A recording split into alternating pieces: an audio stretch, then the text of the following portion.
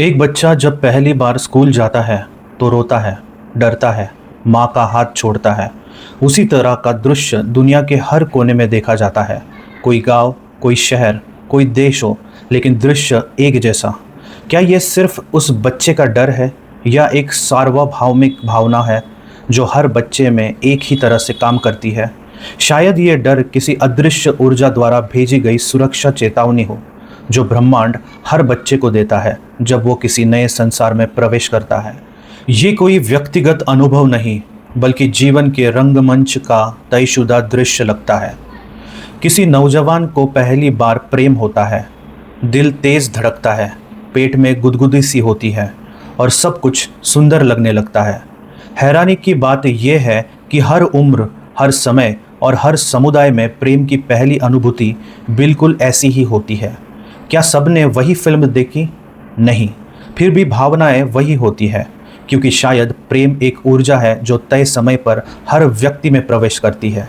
जैसे वसंत ऋतु में पेड़ स्वतः ही फूलते हैं, वैसे ही जीवन के कुछ मौसम होते हैं जहां भावनाएं स्वाभाविक रूप से खिलती है और हम समझते हैं कि हमने चुना है, जबकि असल में हम उस तरंग में बह रहे होते हैं।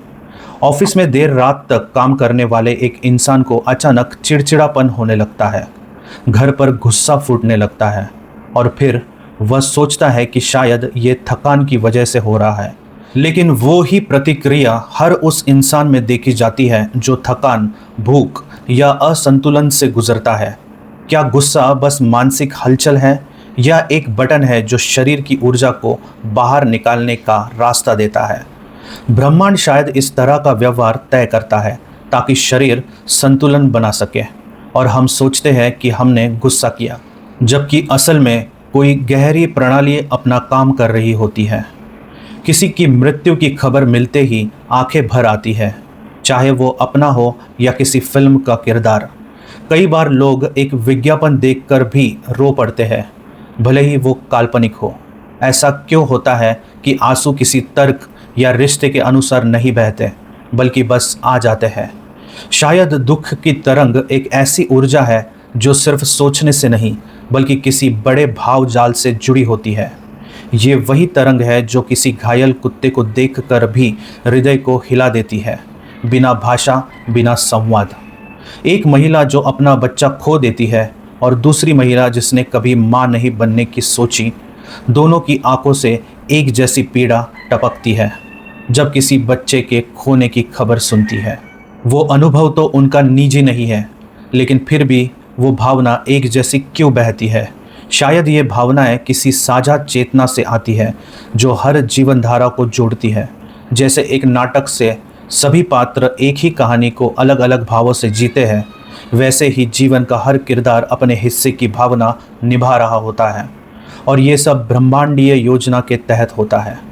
सुबह ऑफिस जाते समय किसी अनजान की मुस्कान देखकर मन हल्का हो जाता है और अचानक सब कुछ अच्छा लगने लगता है। उसी दिन कोई चुपचाप एक चॉकलेट डेस्क पर रख जाता है और काम करने का मन बनने लगता है। ये छोटी बातें भावनाओं की बड़ी लहर बन जाती है। शायद खुशी कोई बाहरी वस्तु नहीं, बल्कि वो ऊर्जा है जो छोटे छोटे संकेतों से प्रवाहित होती है। और तब समझ में आता है कि भावनाएं कहीं बाहर से आती है और भीतर अपना रंग छोड़ जाती है। जब कोई फिल्म देखते हुए दर्शक हंसते हैं, रोते हैं, डरते हैं, तो वे उस कहानी के पात्र नहीं होते, पर फिर भी भावनाओं में बह जाते हैं।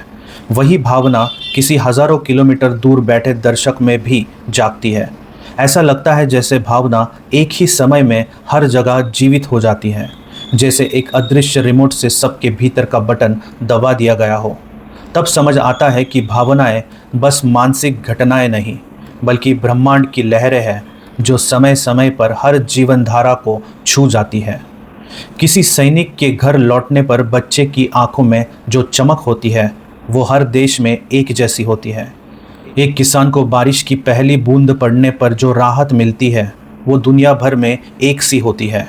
ये भाव किसी परंपरा, शिक्षा या समाज से नहीं आती, ये कहीं गहरे से उपजती है।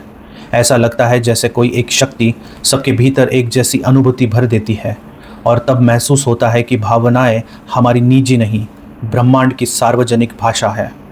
कोई बुजुर्ग जब अकेले बैठकर पुरानी तस्वीरों को देखता है तो आंखें नम हो जाती है। ना कोई बात कर रहा है, ना कोई ताज़ा घटना हुई है, लेकिन मन भावनाओं में डूब जाता है। शायद वो तरंग फिर से लौट आई होती है जो वर्षों पहले भी थी और अब भी वैसी ही बह रही है।